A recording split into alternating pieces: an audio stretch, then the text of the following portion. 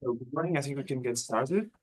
So the two reviews today will focus on the organizing evidence for AGN feedback.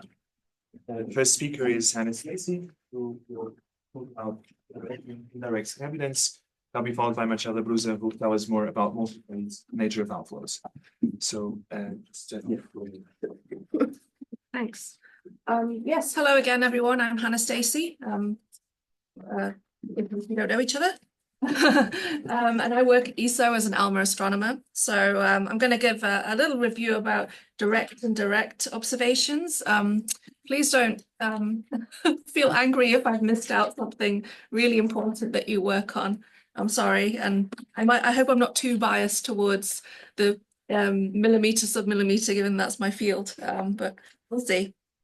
So I'm going to start at the beginning with a very short history of AGN. So you probably already know that these were first proposed in the 40s and 50s. So the 40s with the detection of these very broad emission lines, and also with the discovery of radio sources. So with the very early radio sources, like the Cambridge surveys, which discovered that there is lots of non-thermal emission from some objects. So it's quite early on that people were proposing that these were extragalactic objects, and this was later confirmed, as you probably know, in the 60s. So it was also quite early, the idea that this amount of energy that is being output by these mysterious central engines could be affecting the host galaxies. And theory was, of course, very foundational to what we now understand as the role of AGN feedback in galaxy evolution. So we had a whole talk about that yesterday. The theoreticians are very closely in this field. We can broadly categorize AGN into these radiatively efficient and radiatively inefficient modes, which we've already talked a lot about. Of course, the complications of things which appear to span both of these categories. But I imagine that if you're a theoretician or even as an observer, like the number of different acronyms that you encounter for describing AGN is enormous, right? There's this huge range of things. Some of them I wasn't even that familiar with, like dragons and X-bongs were quite new to me. I'm not going to go into whether these are good or bad names, but yeah, so the reason why we have these is some of these are describing morphology of the AGN. So for instance, these FR1s and FR2s, occasionally appearing FR0s have been proposed as well, or basically just describing morphology of radio jets, which may be due to their interactions with their environment. Efforts of 1s, 2s, 1.5s, 1.2s, 1.8s. These are all describing, emission line characteristics, which emission lines are detectable and thought to relate to orientation. And then there's also things like hot dogs and extremely red quasars, which are describing the colors detection by different color cuts. And these are thought to relate to evolution as well. So there's a lot of different things. They might be describing, they're observing characteristics that basically are what these names refer to. So I'm going to talk about direct and indirect evidence. And I found when I was looking into this that there's kind of some gray areas in between and what would you consider direct or indirect. So I'm going to call direct things where you can literally see the AGN is removing the gas from the galaxy, and indirect is more things like the scaling relations and possibly depleted gas reservoirs while there's an AGN there in the galaxy. So, I mean, we've had a whole talk about this already, so I'm not going to go too much into it. But one of the indirect evidences of feedback is the M sigma and M star relations, which are connecting the black hole and bulge mass or bulge velocity dispersions. I mean, the caveats we've gone into detail 2 days ago, so I won't bore you with that again. And then, of course, the stellar mass function as well. So to remind you that this black line is from simulations, again, reminding us how important theory is in our understanding of feedback. So this is the halo mass function, and then this is the baryon fraction. And then obviously there is a very different shape to the observed stellar mass function due to stellar feedback, reducing star formation efficiency. And at the high mass end, AGN feedback, reducing the efficiency at the high mass end. Okay, so gas content. So this one is a tricky one. So Tiago talked quite a bit about this yesterday. And so we expect that that AGN are depleting the gas reservoir of their host galaxies to some extent. They're regulating star formation. And if they do this by ejecting it, then should we see some effect on the molecular gas content of these galaxies? And this is really difficult, actually, because well, the beautifully efficient AGN we know live in gas-rich galaxies. And this is one particular case in which is one of the larger samples that we're looking at, control samples of AGN and non-AGN galaxies. And you can see there's a pretty small difference as well overall that we see. So it's really hard to do this, and there's a lot of caveats that go along with this that I'm going to talk about later. And it's important to remember that actually this is consistent with simulations. Simulations say that we shouldn't be, they shouldn't be obviously depleting the gas reservoir or star formation rates of the host. Yeah, so another thing that I would characterize as indirect feedback is the redistribution of gas in the nucleus of galaxies. So this is a plot which shows obscuring column density of the AGN as a function of Eddington ratio. So this is basically just describing the balance between like the gravity onto the AGN and the radiation pressure from the energy output by the AGN. And this kind of white region here, which is describing the region where the energy is large enough that the AGN can blow out the surrounding gas. This is kind of unpopulated. So this is sort of some indirect evidence that the AGN is affecting the environment around it. But it turns out we can actually populate this part of the parameter space with different selection effects. So generally, when we look for radiative efficient AGN in the optical and infrared, we tend to find things that are unobscured, like unobscured quasars are the easiest things to find. But by using different sort of selections, so in this case, Y selections, we can find the dust-reddened things that populate this part of the parameter space. And we can turn that into direct observations of feedback by seeing that these ones in this part of the parameter space are actually driving out gas. So this has gone from being indirect evidence to now direct evidence, because the AGN is actually doing something to the gas that we can see.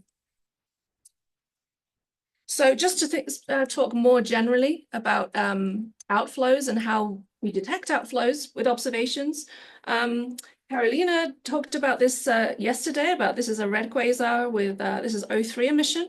And you can see that there is some gas at the systemic velocity in the middle, and then you can see all of these other velocity features in the O3 emission.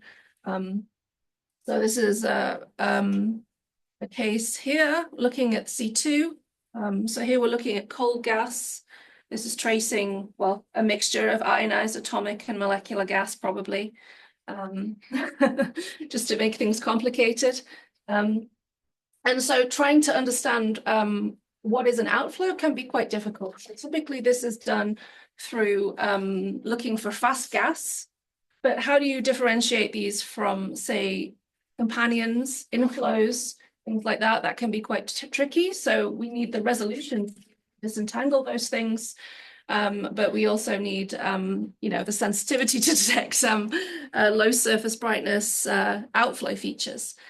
So it can be quite difficult. And so another way to do that also is using something like an absorption line.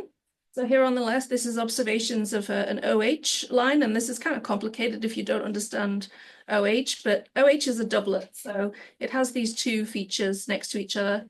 This is just determined by quantum mechanics. So you have some sort of systemic feature and then an outflow component as well. So it's not as complicated as it seems. And OH is quite a nice one because you have the absorption against the continuum. It's very optically thick, so that tells you the covering fraction of the gas and also whether it's inflowing or outflowing. And so this particular work used that to try to link that molecular outflow with what is happening in the AGN. So rather than radiation pressure, which we discussed before, this one they linked to ultrafast outflow, so relativistic winds on the scales of the accretion disk. And Tiago discussed momentum flux the other day, and then this is linking those different outflows together using the momentum flux. So jets are the third way in which we can drive outflows. And these ones are quite nice because, you know, you can see jets. So that's nice. We can see where we expect them to be interacting with the interstellar medium. So this is an example from the low redshift universe. So what we're seeing here is a position velocity cut. So this is if you were to cut through the disk of the galaxy and collapse on the perpendicular axis. So this is the position and this is the velocity. And you can see that this nice gradient here in the color, this is H1 in the disk of the galaxy. Because it's low redshift, we can detect H1. This is characteristic of gas in a disk. And then you see some CO in the middle, which is obviously got a high velocity and very small scales. So this looks very much like an outflow. And indeed, if you do a position velocity cut along that jet axis, you can see the high velocity gas associated with it. And even if you look at this little picture here, you can see that the jet component is associated with some high dispersion feature in the gas there. So this is an example of a jet ISM interaction and evidence again that a jet is driving out molecular gas. Another one which I would describe as direct observations is the evidence of how AGN radiation is affecting the physical conditions surrounding it. So you can do this with something like a BPT classification, which is a Baldwin-Phillips-Turlovich diagram.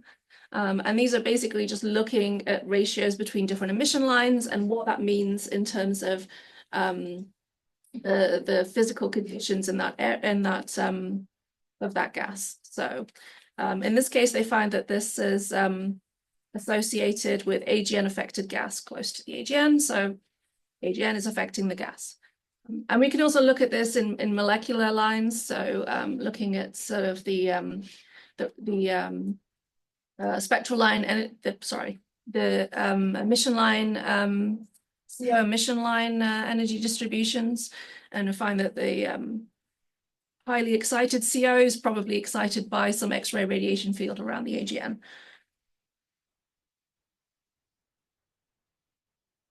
Okay, so another example that we've discussed yesterday as well, which is the effect on the CGM/ICM. There is a known association between the radio jets and the properties of these X-ray bubbles. So this is a famous image of Perseus A from Chandra, and you can clearly see that there are these bubbles, and you might be able to see the radio jet features are plotted there as well. So this is strongly linked to predictions from simulations in that you need something to prevent cooling. There's not enough cooling happening in the CGM, and this is linked to the ejection of energy from radio jets.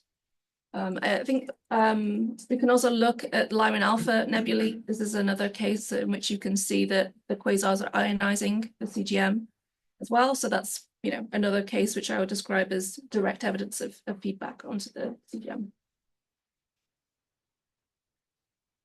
So there's a number of complications to this that we probably already thought about. And one of those is timescales. So there have been a number of studies of quasar on times. So these are based on proximity zones. So basically how much of the surrounding ISM is the quasar able to ionize. And there have been like various redshifts. There's already been tests of this, and they kind of vary a lot from like 10 to the 5 to 10 to the 8. The 10 to the 5 is very short, so a lot less than what we find for radio jets, which tend to be on the higher side, which you can infer from the spectral aging, so the shape of the radio spectrum, and also the prevalence of remnant and restarted radio sources. And so these, basically you can infer duty cycles from this at anywhere from like 0.01 to 10%. So like 90% to 99.99% of the time, the AGN is not doing anything. The AGN is not on, the black hole is there, but not rapidly accreting. So how do we link these timescales there? Because these are very different, right? So we have the short timescales of AGN activity, which may only be 10,000 years. Outflow scales, which if you imagine you have an outflow of 10 kiloparsecs, that's already a couple orders of magnitudes more than that. And then star formation, which is an even longer timescales. So none of these things happen instantaneously, and the timescales are quite long. So it's kind of a bit of an open question as what do we do? How do we link these things together?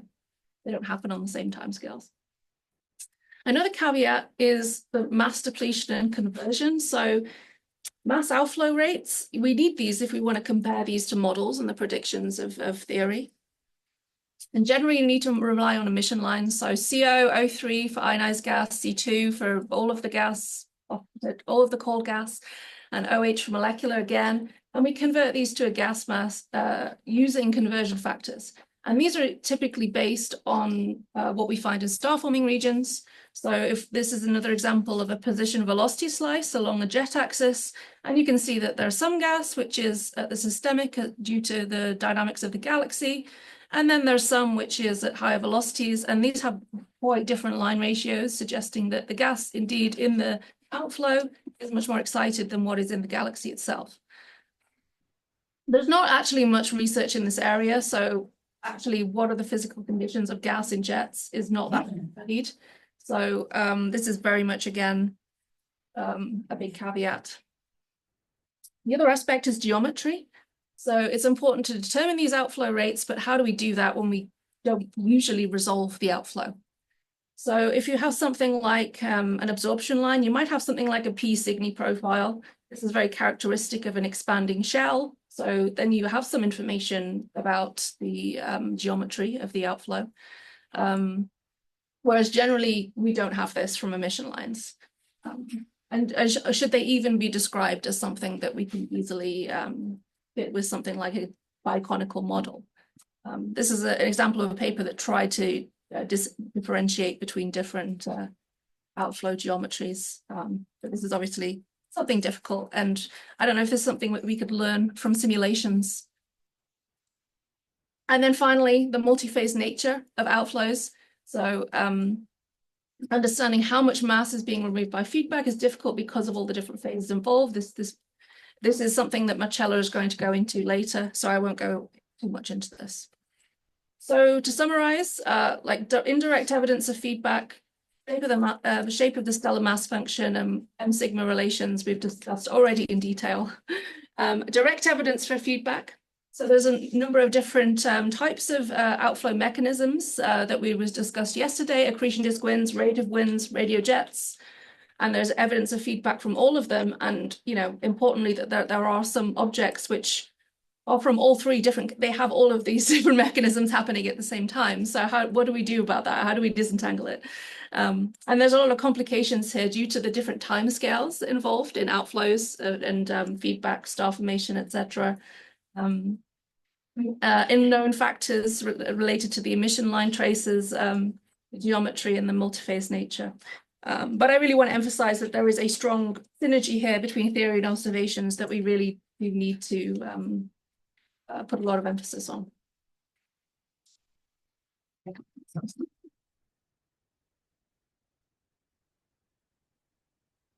So we have plenty of time for questions. Anyone like to start? Yes. I was just wondering, when you mentioned this indirect effect of the gas content from the CO observation. Oh yeah. but then you also mentioned the issue of the timescales. How with trust this comparison of the active and non-active galaxies? Yeah, exactly. I mean, I don't really have an answer for this. Yeah. I think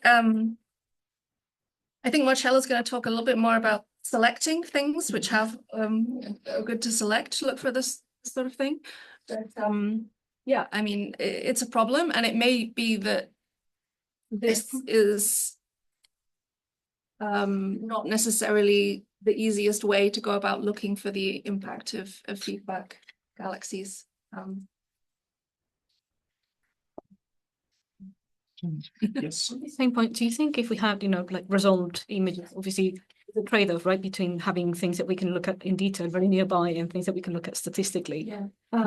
So to try and causality, right? So is the CO not there because it's already out, making stars before it reached the AGN, versus is this something that's happening with quenching? So if we have resolved images where we can trace, like IFU stuff, where we can trace the path of the gas, would it help break some of this degeneracy maybe? Well, potentially. I think I showed this paper recently that was looking at the effects on the gas. This is like the physical conditions rather than like the kinematics or anything. But I do think there's a lot to be said. I mean, I kind of brought this point up for the discussion later, because I'm like, what is more important? Is it the large scale surveys, or is it like detailed studies of individual objects? And yeah, I don't know. I'm kind of on the detailed studies of individual objects camp, because that's what I do. But I mean, the survey people will say surveys, and the answer is probably both. Yeah, I think that there is still a lot more to be done in resolved studies, especially at higher redshifts, relatively efficient AGN, and looking at how the physical conditions vary over the galaxy. That's something that I'm personally interested in. Quite revealing, I think. Benny, you had a question. What slide? What are the physical scales here, more or less? Oh gosh, I don't know. I think this is a low redshift thing, redshift 0.15, and this is a 10 arcsecond box. I can't do that maths. I don't do low redshift stuff. So my question is kind of very carefully on this: is AGN affected? Yes. It's AGN ionized. Yeah. We know the AGN is the one driving the outflow. In these cases, which obviously, I mean, it's spectacular in terms of data, but how do we know not a nuclear star cluster that went boom? Well, I think the BPG diagram is based on the physical conditions, right? You need something which is more energetic than a star forming region. I mean, listen, it's not fields, so I'm not an expert on this. But if you take these points which are in the AGN affected region, and then you plot their kinematics.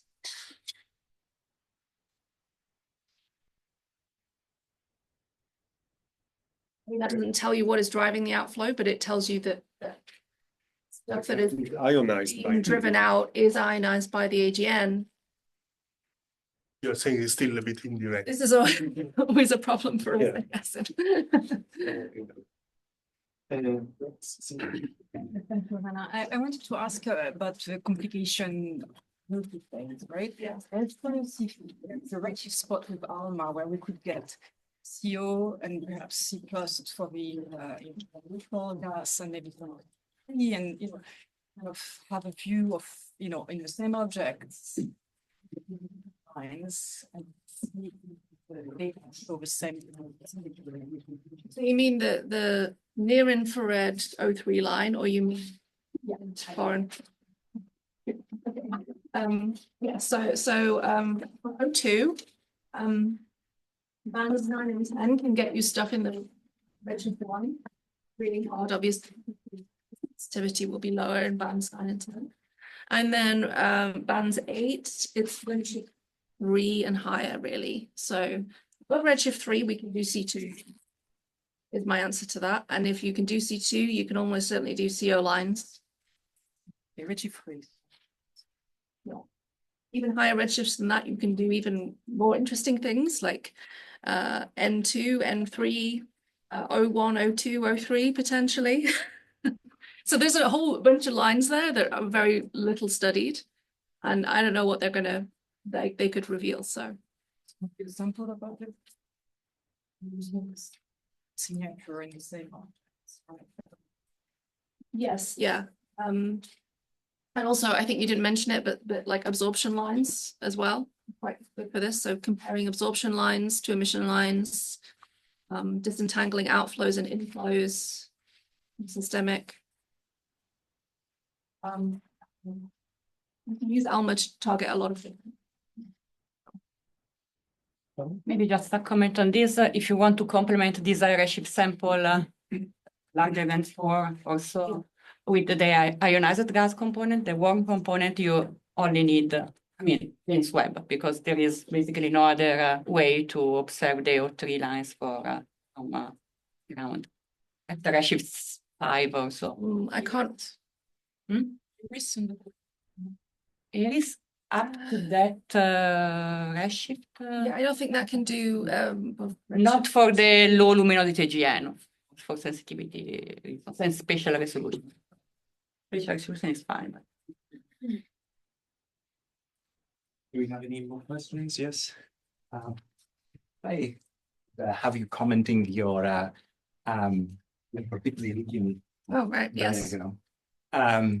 This one. Yeah, so there are objects there that we believe are in a transient phase. Yeah.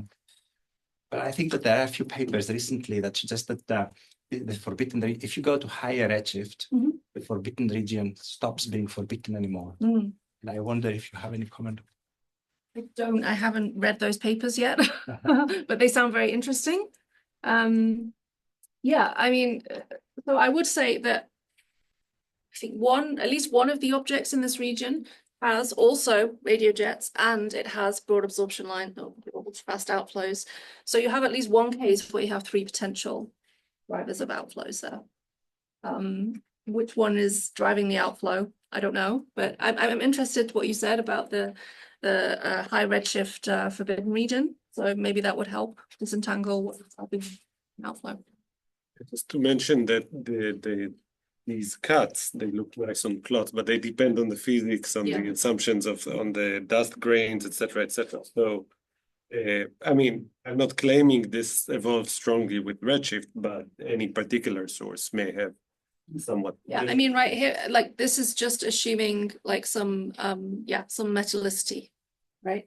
But what is true in the vicinity of an AGN, is that reasonable or not? I don't know. It's even Just dust grain size distribution and all that fun. Yeah. I mean, there's so much about dust which is not known. Dust formation, yeah. It's but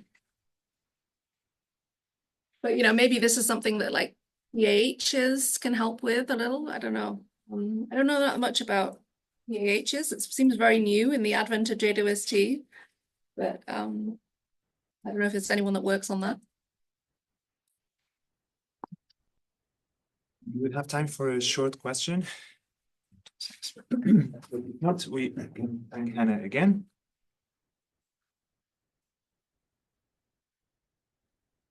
We can move on to the next part of the talk, which is on the multi-phase nature.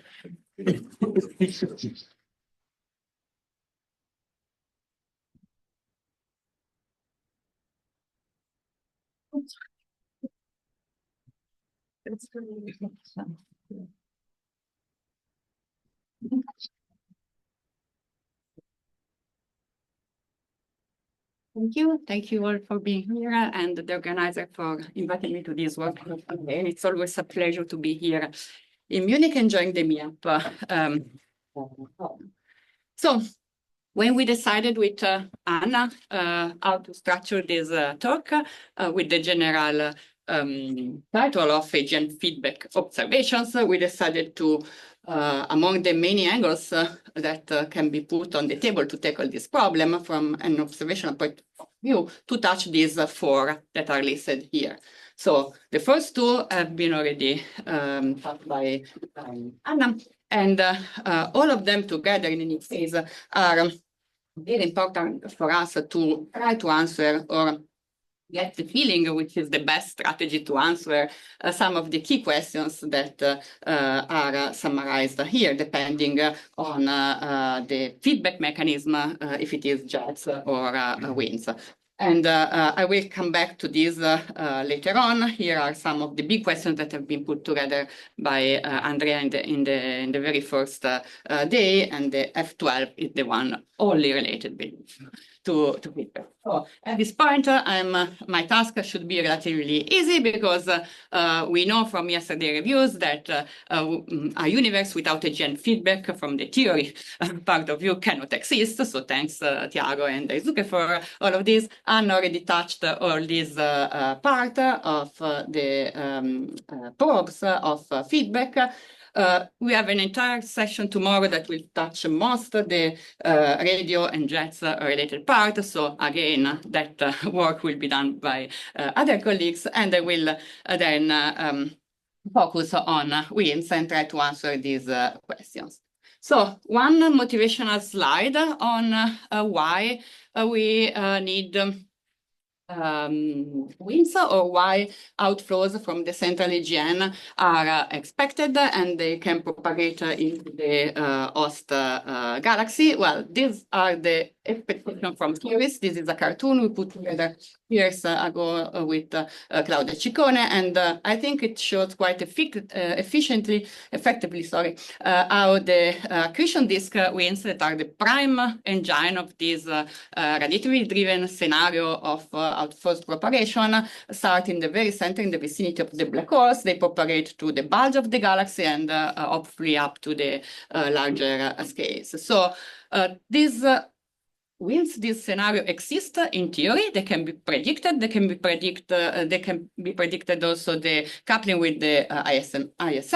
From the observational point of view, it is clear that these outflows are revealed at all scales, all phase, different redshift from 0 to redshift 4 and 6.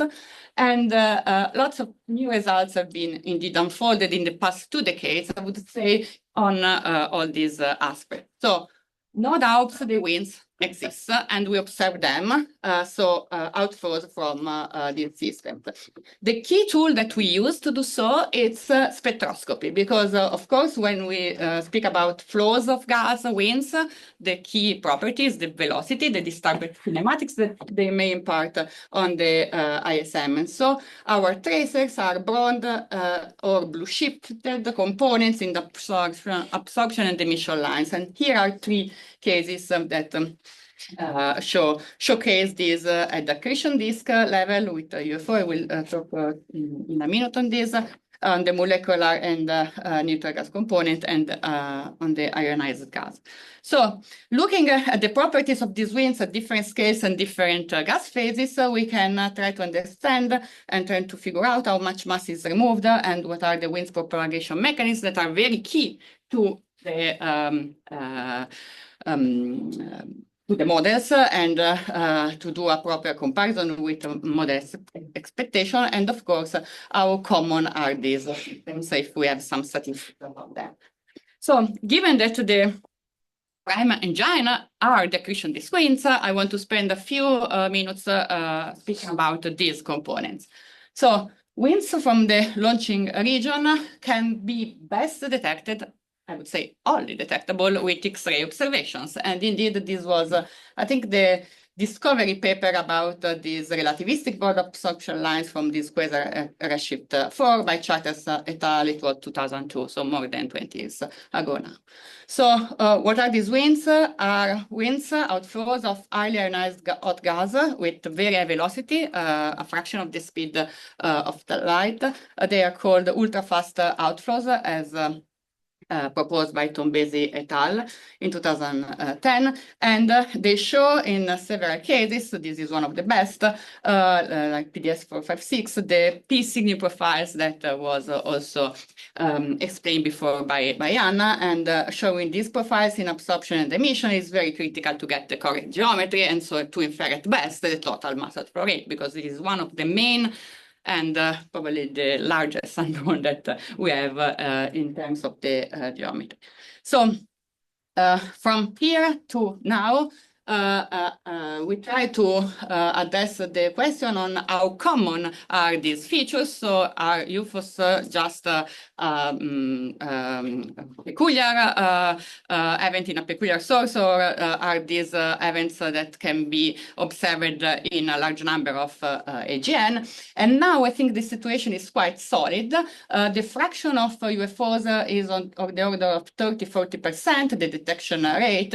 This is a plot that shows the detection rate of ultrafast outflows versus redshift in different samples, including the largest redshift we have so far, and from the subways campaigns.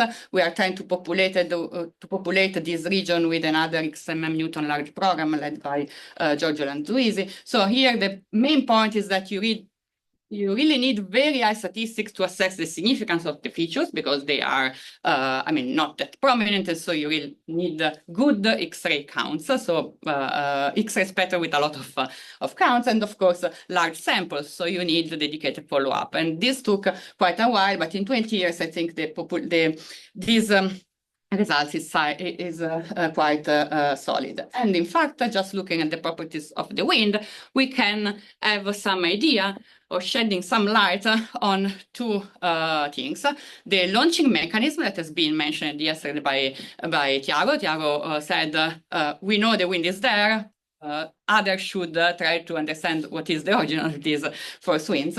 And I think that the results we have now point toward the fact that these winds are fit quite nicely with a radiatively driven scenario, and I try to explain why. These are two plots. This one, it's just one source, PDS 456, for which the wind, so in the y-axis you have the wind velocity as a function of the speed of light, and the X-ray luminosity, and as you can see, the velocity of the winds increase with the luminosity of the quasar. PDS 456 is varying, so whenever you have higher luminosity, you have higher UFOs wind. And the same can be seen when you put together all the sources for which the UFOs has been detected at low and high redshift. The different colors are different samples and redshift, but more or less you see the same trend. The slope of this correlation is 0.2. It's lower than the expected slope for a poorly relatively wind scenario. We may have explanation about this.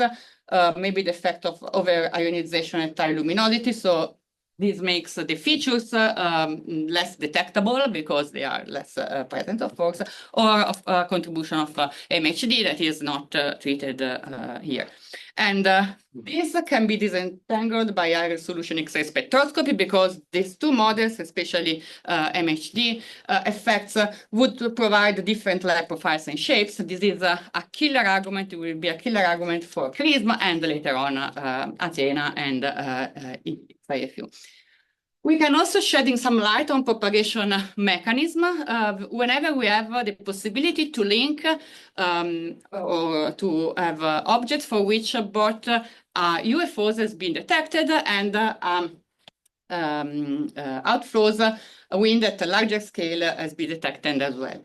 This is a plot that has been shown yesterday by Tiago, and a similar plot has been shown before by Anna. Whenever you have a wind injection at the accretion disk scale with very high velocity, then you can expect that this propagate to the host galaxies in a momentum conserving scenario, maintaining the momentum flat, or in an energy conserving scenario, maintaining the energy. And in this plot where you have the velocity and the momentum boost,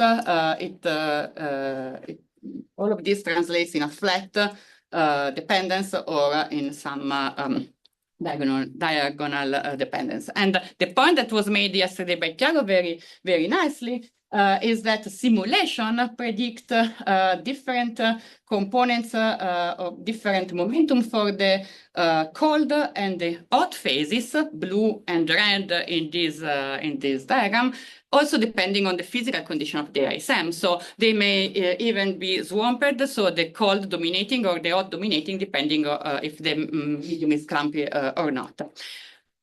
Basic point for us now, all the phases that we observe are cold for Tiago, okay? Because the hot phase is the very hot, the thermal bubble that is still basically undetectable in all our current observations. This is the same plot that show the same, let's say, message, but now it's showing the observational status. This has been asked by Benny at a coffee break yesterday. And what we see here are all the different AGN and quasars for which we measured the UFO. We have 20 sources. And the horizontal line here are the expectation in the cases in which our large-scale outflow are momentum conserving. So the outflow, the momentum in the outflow at larger scale over the momentum of the ultra-fast outflows is 1, the ratio is 1, while these pink regions are the expectation for energy conserving scenario. They are different source by source because it depends on the initial energy injected. And all the points here are the best constraint we have either for molecular outflows or ionized outflows, so different phases. There are only, I think, 2 objects here where both components have been detected, not that many. So the bottom line for me from this plot is that, first of all, we should consider we are just dealing with one phase. So these data points are all lower limits because you should sum the both phases. And broadly speaking, I would say that the picture of momentum or energy-driven scenario is working because apart from this point here, none of them is very high, the maximum, the energy conserving scenario, or a lot lower. But if they are a lot lower, we can always correct it with the phases that are not missing.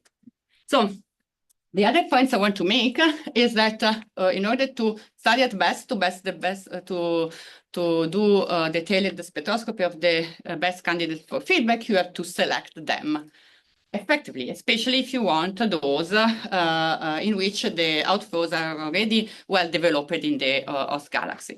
So it's now clear to everybody and in this audience that feedback is expected to be a phase in the life of a galaxy, and this phase happen at least for the most luminous systems after as a consequence of a major merger. Here are a couple of cartoons, including this one by Phil Hopkins in 2005, was also one of the first that was putting together this scenario. The bottom line is that if we related the feedback phase to this blowout phase in this galaxy AGN evolution cartoon, we are also able to predict the expected properties that we may have for the quasar in the feedback phase. And looking at this cartoon, we end up that this phase should be relatively moderately highly accreting, moderately obscured with moderate column density, and for sure dusty. And if we translate these properties that, by the way, are those that select the forbidden region in the diagram that we've discussed before. In observed properties, this means that these sources are expected to be X-ray and infrared luminous and optically faint, so red colors. And not surprisingly, these are a lot of the selection criteria that have been used in the literature before to select these sources. In fact, outflows are routinely detected in dusty type 1, 8 or 2, so intermediate classification system. These are 2 of the best or the most striking example. This is from ERQ by Zakamska et al. With velocity as large as 5,000 kilometers per second. This is one of the very latest, the most luminous quasars at redshift 4.5 that will be shown probably by Andrei later on. So these selection works, we know that they work, also Caroline have shown many before, and this points out to the importance of large area AGN surveys to select these sources, because these objects are rare, and so we need the best pool to select them. And so I want to showcase the role of eROSITA, because as you know, eROSITA is really the first telescope able to provide a sensitive all-sky X-ray survey, and this will be transformational. It's already transformational in detecting these very luminous and obscured sources. And in particular, we did some experiments on the IFETS field thanks to the large multi-wavelength collection of information put together by Salvato et al. and you et al. And out of more than 40,000 AGN at redshift larger than 0.5, we were able to detect 23 new sources with outflows. I mean, 23 may seem a very small number, but it's not that small if you think that is one of the largest samples that has been selected by a single survey. All the others have been put together by different various selection criteria in the literature. And so what we put together, calculating the mass flow rate through standard assumption and so, is this plot, m dot versus the luminosity of the AGN, and by complementing with literature sample, we were able to put together a compilation that is much larger than the one of Fiore et al. 2017, and this is, I think, observationally the best correlation that we have for the ionized outflow with AGN luminosity.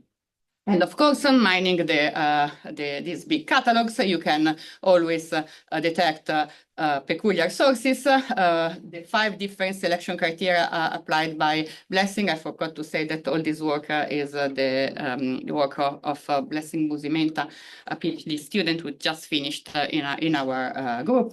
And we isolated one single source that was already known for previous works, basically in all the old sky catalogs and surveys that were presented before, but it got unnoticed for many years, simply because it was not selected to be interesting for this particular topic, like the feedback phase. And for this, in fact, we obtained Muse data, and very similar to what has been shown by Caroline for a redshift 3 target. Also in this case, we reveal extended O3 emission, and so we were able to compute properly all the mass outflow rate for this particular source. But then we also revealed quite a messy system with mergers. There are at least 3 companions, and so again, this may point out to the fact that these violent episodes and these very powerful outflows may also be related to something related to the environment.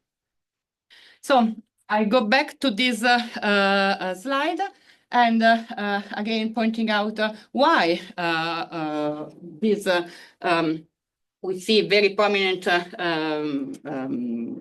blue shifted line and outflows mostly in dusty systems. This was put together yesterday by Tiago in his presentation, because this may point out that the outflows may be driven by radiation pressure on dust. Whenever you have dust, you may have a multiple scattering, and this helps you in imparting multiple times momentum to the gas, and therefore moving to higher velocities and higher outflow velocities. And this is shown in this plot. There is the bolometric luminosity versus the velocity, and whenever you don't have in the case of an obscured quasar, you have to reach a very high realistic probably luminosity in order to launch outflows, while you may have an infrared boost that may be able to launch outflows at 2000 kilometers per second, even at lower luminosity. So if we can put, I try to make some order on what is coming out observationally on this topic. And if we consider AGN versus redshift, I said I can put here the quasar that we will see later on with Andre. So it's white selected, obscured. So we use the technique we really wanted, and we developed to select these obscured quasars. In fact, when you do the same, but without imposing any color cut, so just doing the stacking of redshift 6 very luminous quasars from slow unselected, and in this case with James Webb, I mentioned before, this is really the first time that we can see all three lines at redshift 6, only thanks to James Webb. You see this very prominent outflow. So maybe at the high luminosity, you don't really need the obscuration to get the extra pump or the extra boost for your sources. Going to lower redshift, lower luminosity. This is the sketch of these quasars that again was proposed. It's one of the best case we have for multi-phase outflows, as I showed you in the last minutes. And also in this case, this was X-ray selected and obscured. And so at the intermediate luminosity, we had the opportunity with super to test if there is a difference, in fact, of the winds presence in broadline and narrowline AGN, type 1 and type 2 AGN. This is the stack of 7 sources broadline, the blue line, and 7 sources narrowline, the red line. And as you can see, it seems that the asymmetric profiles are present in both, but are more prominent in type 2 AGN. So the winds are faster in obscured systems. And I think this goes in the direction that if radiation pressure on dust is the mechanism, this could work. But then James Webb entered in the game. And now we have the possibility to probe at much higher redshift the O3 lines at similar luminosity as probed before. And as you can see, these systems are broadline AGN, almost all X-ray undetected, good fraction are little red dots. All of those do not show strong outflows.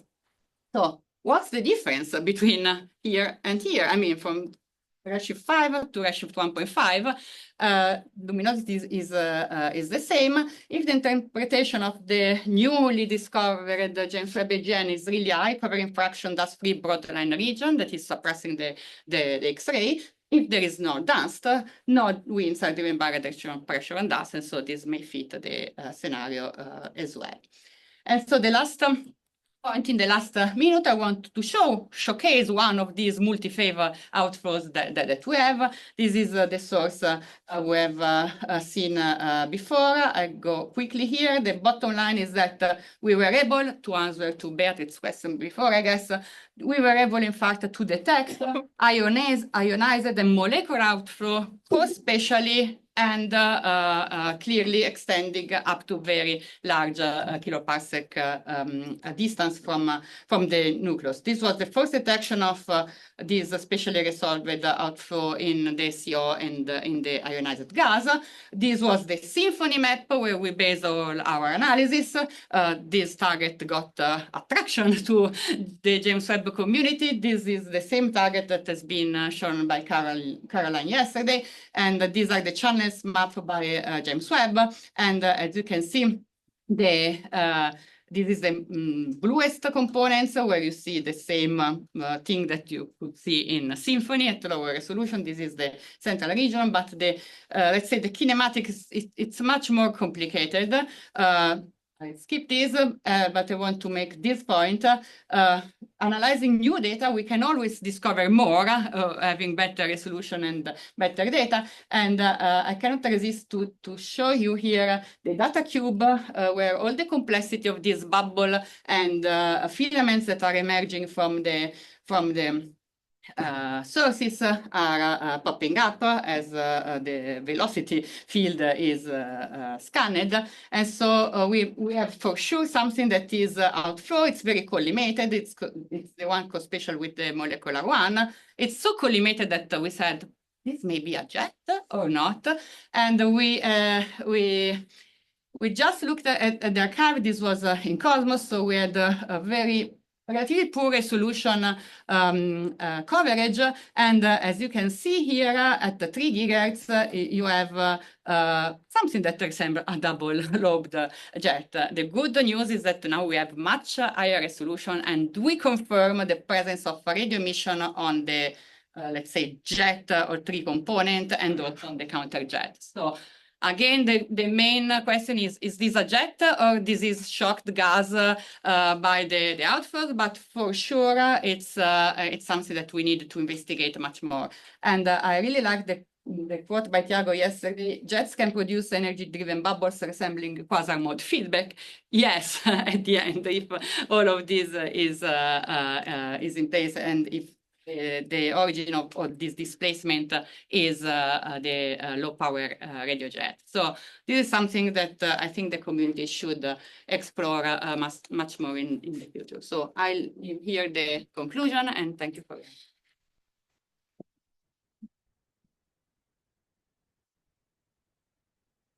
Marcella, we have 5 minutes for questions. Yes. For a really nice talk. I have a question about the UFOs. You said that you about 30–40% of AGN have UFOs. Do you think this is a property of certain types of AGN? Or is it variability, or is it a viewing angle that the clouds just come into the line of sight occasionally? I mean, this fraction may be interpreted as a duty cycle of these events, so the accretion disk winds. I don't think it's really something that can relate to orientation effects also, because I cannot see. Okay, all of these are in broad lineage, in an obscure AGN. In obscure AGN may be more difficult to detect, but yes, the fraction should be interpreted in the as a duty cycle. So 30–40% of the cases, you see these accretion disk winds.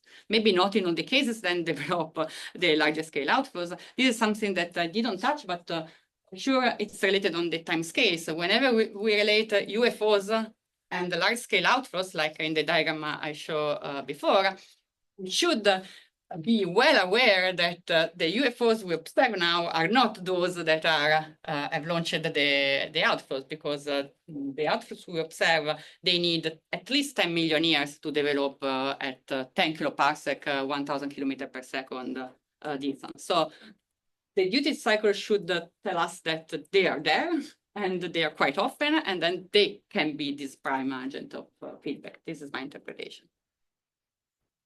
So you had a question? Yes, it's still about UFOs, because you said this will, you use future tense about CRISM and how CRISM will shed light on this field, but CRISM has been there for some time.